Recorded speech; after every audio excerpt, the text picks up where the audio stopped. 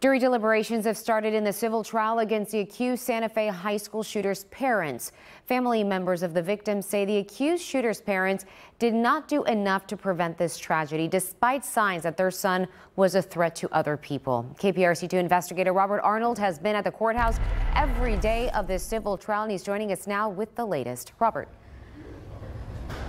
Closing arguments wrapped up just after 4 this afternoon, and the jury has just been sent home for the weekend. They'll be back at the courthouse at 9 a.m. on Monday to resume deliberations. They have a 24-question jury charge. They're going to have to answer all those questions when deciding who should be held responsible for the 2018 mass shooting at Santa Fe High School. Attorneys for the victims say naturally the charged gunman should. They argue that that was not an act of madness, but rather a planned act of revenge against a world he felt had shunned him. But they also do blame his parents, saying they had a duty to know what their son was planning under their roof, and they had a duty to make sure that they kept their guns safely stored and that he was not able to get his hands on those guns. Here's plaintiff's attorney Clint McGuire.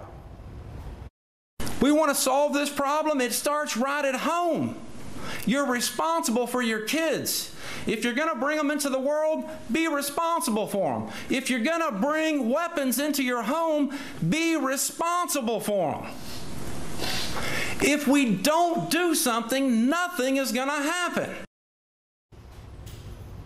The defense attorney for the parents of the charged gunman argued that they had a son who was severely mentally ill and that he hid his mental illness from his parents. They did not see these red flags and therefore did not know that he was planning any kind of act of violence. They also say that the parents did act responsibly in storing their guns. They kept them in a locked cabinet and a locked safe, and even though he found the keys, it was not through their recklessness. Here's defense attorney Lori Laird.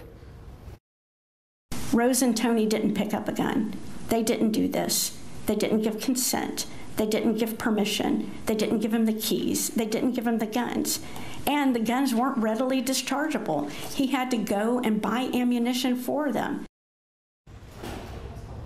The defense attorney for the charged gunman, Roberto Torres, told the jury that this was a young man who was drowning in mental illness, and the people who should have been in the best position to help him, his parents, did not. Now, the jury is going to have to look and decide percentages of responsibility. They're going to have to look at what percentage the charged gunman should hold, what percentage the parents of the charged gunman should hold, and what percentage Lucky Gunner should hold. That is the website that sold the ammunition to the charged gunman, even though he was underage. That last part, though, is a little bit different because Lucky Gunner was already sued. They settled that lawsuit, so while the jury can consider Lucky Gunner to have a share in the responsibility, Lucky Gunner cannot be awarded, or excuse me, monetary damages cannot be filed against them because they've already settled their lawsuit with the families. As I said, the jury will be back here at 9 a.m. on Monday to resume deliberations. We will be here as well. Reporting live from the Galveston County Courthouse, Robert Arnold, KPRC 2 News.